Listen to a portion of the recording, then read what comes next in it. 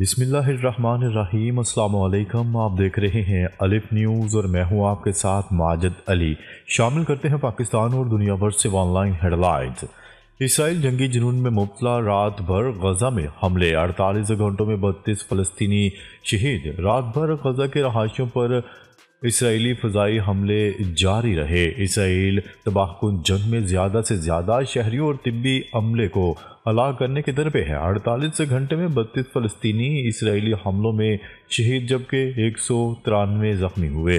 عرب media کے مطابق Rafah پر اسرائیلی forces کے حملے سے متعدد فلسطینی شہید اور زخمی ہوئے۔ اسرائیلی حملوں میں 46,537 فلسطینی شہید، 1,09,571 زخمی ہو چکے ہیں۔ یمن کے اہم مقامات پر اسرائیل کے فضائی حملے۔ اسرائیل نے یمن میں پاور اسٹیشنز اور بندرگاہوں پر فضائی حملے شروع کر دیے۔ مقامی میڈیا نے رپورٹ کیا ہے کہ یمن کے حوثیوں کے زیر کنٹرول علاقے میں اسرائیلی جنگی طیاروں کے فضائی حملوں میں کم از کم ایک شخص ہلاک اور متعدد زخمی ہو گئے ہیں۔ حوثیوں سے وابستہ المسیرہ ٹی وی نشریاتی ادارے کے مطابق فضائی حملوں میں راسیسا اور حدیدہ کی مغربی بندرگاہوں، سینا کے قریب سینٹرل پاور اسٹیشن اور صوبہ عمران کے ضلع حرف سفیان نشانہ بنے ہیں۔ حملوں کے نتیجے میں راس عیسیٰ بندرگاہ پر ایک ملازم ہلاک اور 6 زخمی ہو گئے۔ برطانیہ میں شدید برفباری، 15 سالہ ریکارڈ ٹوٹنے کا امکان۔ برطانیہ میں ہونے والی شدید برفباری سے نظام زندگی بری طرح متاثر ہو چکا ہے، جبکہ محکمہ موسمیات نے آج 15 سالہ ریکارڈ سردترین رات ہونے کا امکان ظاہر کیا ہے۔ غیر ملکی ذرائع ابلاغ کے مطابق محکمہ موسمیات کا کہنا ہے کہ برطانیہ میں آج رات پارہ -20 تک گر سکتا ہے۔ محکمہ موسمیات کی جانب سے برطانیہ، Scotland, south west Wales اور شمالی آئرلینڈ کے علاقوں کے لیے یلو وارننگ جاری کر دی گئی۔ واضح ہے کہ برطانیہ کے دیگر شہروں کی طرح مانچسٹر میں بھی شدید برفباری کا سلسلہ جاری ہے۔ مانچسٹر میں بلیک آئس اور شدید سردی کی نئی یلو وارننگ بھی جاری کر دی گئی ہے۔ امریکہ نے روسی انرجی سیکٹر کے خلاف مزید پابندیاں عائد کرنے کا فیصلہ کر لیا۔ نیوز رپورٹ کے مطابق امریکہ نے روس کی تیل اور گیس سے حاصل ہونے والی آمدنی کو نشانہ بناتے ہوئے یوکرین جنگ کے دوران اب تک کی سخت ترین پابندیاں عائد کرنے کا اعلان کیا ہے۔ White House press secretary Jean Pierre نے کہا ہے کہ امریکی پابندیوں سے روس کا ماہانہ اربوں ڈالر کا نقصان ہوگا۔ روس کو یوکرین کے خلاف جنگ میں حاصل ہونے والا بڑا ریونیو انرجی سیکٹر سے ملتا ہے۔ وائٹ ہاؤس کی پریس سیکرٹری نے مزید کہا کہ امریکی پابندیوں سے دنیا بھر میں روسی آئل کی سپلائی شدید متاثر ہوگی۔ دوسری جانب روسی صدر ولادیمیر پوٹن بغیر کسی پیشگی شرائط کے امریکہ کے نومنتخب صدر ڈونلڈ ٹرمپ کے ساتھ ملاقات کرنے کے لیے تیار ہو گئے ہیں۔ اقوام متحدہ کا آسٹریلیا سے تارکین وطن کے حقوق دینے کا مطالبہ۔ اقوام متحدہ کی ہیومن رائٹس کمیٹی کی رپورٹ میں اس بات کا انکشاف ہوا ہے کہ پاکستان سمیت مختلف ممالک سے تعلق رکھنے والے 25 پناہ گزینوں اور پناہ کی تلاش میں جانے والوں کو ناروے کے جزیرے میں زبردستی کئی سال سے گرفتار کر کے رکھا گیا ہے۔ غیر ملکی ذرائع ابلاغ کے مطابق اقوام متحدہ کی انسانی حقوق کی خصوصی کمیٹی کا کہنا ہے کہ آسٹریلیا نے شہری اور سیاسی حقوق سے متعلق بین الاقوامی معاہدے کی 2 دفعات کی خلاف ورزی کی ہے۔ ایک صوابدیدی حراست اور دوسری حراست کو عدالت میں چیلنج کرنے کے حق کا تحفظ شامل ہے۔ گرین لینڈ کو ضم کرنے کی خواہش، ہمارے لوگ امریکی نہیں بننا چاہتے۔ وزیر اعظم گرین لینڈ کے وزیر اعظم نے جمعے کو کہا کہ معدنیات سے مالا مال قطب شمالی کے علاقے کے لوگ امریکی نہیں بننا چاہتے، لیکن وہ اس جزیرے کے تصویراتی محل وقوع کے پیش نظر امریکی صدر ڈونلڈ ٹرمپ کی دلچسپی کو سمجھتے ہیں اور واشنگٹن سے زیادہ تعاون کے لیے تیار ہیں۔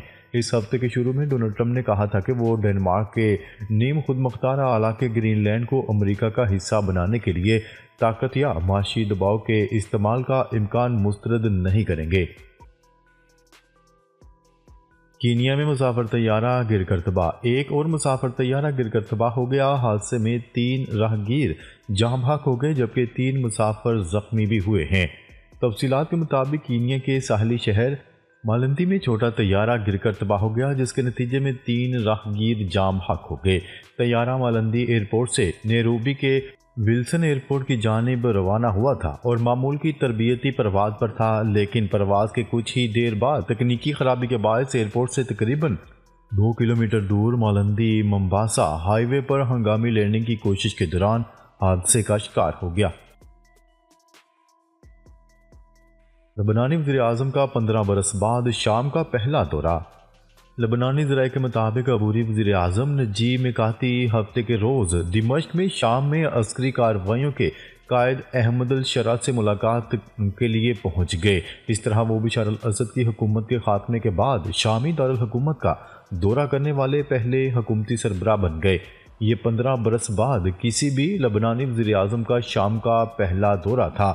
میقاتی کو اس دورے کی دعوت گزشتہ ہفتے احمد الشرع کی جانب سے ٹیلی فون پر موصول ہوئی تھی۔ غزہ میں اسرائیلی حملوں میں شہداء کی تعداد 40,000 سے تجاوز کر گئی۔ 7 اکتوبر 2023 سے غزہ میں جاری اسرائیلی جارحیت کے نتیجے میں شہداء کی تعداد 40,000 سے زیادہ ہو گئی۔ عرب میڈیا کی رپورٹ کے مطابق غزہ میں تازہ اسرائیلی حملوں میں مزید 21 فلسطینی شہید ہو گئے۔ علاوہ ازیں اسرائیل نے لبنان اور یمن میں بھی فضائی حملے کیے۔ جنوبی کوریا طیارہ حادثے سے قبل بلیک باکسز کی ریکارڈنگ بند ہونے کا انکشاف۔ جنوبی کوریا میں حادثے کا شکار ہونے والے طیارے کے بلیک باکسز کی ریکارڈنگ حادثے سے قبل ہی بند ہونے سے متعلق انکشاف ہوا ہے۔ جنوبی کوریا کی وزارت ٹرانسپورٹ کے مطابق جیجو ایئر کے تباہ شدہ طیارے کے بلیک باکسز کی حادثے سے 4 منٹ قبل ریکارڈنگ بند ہو گئی تھی۔ حادثے میں 179 افراد ہلاک ہوئے تھے، جبکہ بلیک باکسز کی ڈیٹا ریکارڈنگ نہ ہونے کی وجہ سے حادثے کی اصل وجوہات جاننے میں مشکلات پیش آ رہی ہیں۔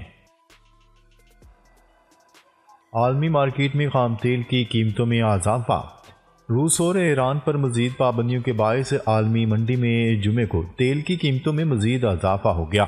نیوز رپورٹ کے مطابق بیرینٹ کروڈ کے سودے $2.23 یعنی 2.9 کے اضافے کے ساتھ $79.15 فی بیرل تک پہنچ گئے ہیں، جو 3 ماہ کی بلند ترین سطح ہے۔ امریکی ویسٹ ٹیکساس انٹرمیڈیٹ کروڈ کے سودے $2.19 یعنی 2.96 کے اضافے کے ساتھ $76.11 تک پہنچ گئے ہیں۔ لاس اینجلس میں آگ سے متاثرہ علاقوں میں کرفیو نافذ۔ لاس اینجلس میں آگ سے متاثرہ علاقوں میں رات کا کرفیو نافذ کر دیا گیا۔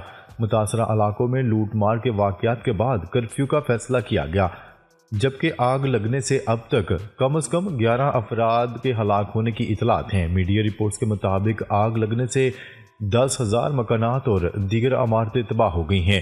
طوفانی ہواؤں کی پیش گوئی اور آگ مزید پھیلنے کا بھی خدشہ ہے۔ امریکہ موسم سرما کے طوفان سے نظام زندگی مفلوج، سینکڑوں پروازیں متاثر۔ امریکہ جنوب مشرقی علاقوں میں موسم سرما کے طوفان سے نظام زندگی مفلوج ہو کر رہ گئی۔ ہفتے کے روز طوفان سے 2800 سے زائد پروازیں منسوخ یا متاثر ہوئیں۔ اٹلانٹا کے ایئرپورٹ پر 518 پروازیں منسوخ، 305 تاخیر کا شکار۔ یاد رہے کہ چند روز پہلے برفانی طوفان کے باعث امریکہ کی کئی ریاستوں میں برفباری کا ایک دہائی کا ریکارڈ ٹوٹ گیا۔ کروڑوں شہری متاثر، اسکول و سڑکیں بند، ہزاروں پروازیں منسوخ یا تاخیر کا شکار ہو گئی تھیں۔ اسرائیل نے غزہ کے لیے امدادی کارروائیوں میں سے کچھ کو دوبارہ روک دیا۔ اقوام متحدہ نے اطلاع دی ہے کہ اسرائیل نے غزہ کے لیے پہلے سے منصوبہ بندی کردہ کارروائیوں میں سے کچھ کو دوبارہ روک دیا ہے۔ اقوام متحدہ کے ترجمان اسٹیفن ڈوجارگ نے روزانہ کی پریس کانفرنس میں غزہ میں ہونے والی اس پیش رفت کے حوالے سے ایک بیان جاری کیا۔ اقوام متحدہ کے دفتر برائے رابطہ برائے انسانی امور سے موصول ہونے والی معلومات کا حوالہ دیتے ہوئے اسٹیفن ڈوجارگ نے بتایا کہ اسرائیل نے کل غزہ کے لیے پہلے سے منصوبہ بندی کردہ 21 امدادی کارروائیوں میں سے صرف 10 کو گزرنے کی اجازت دی۔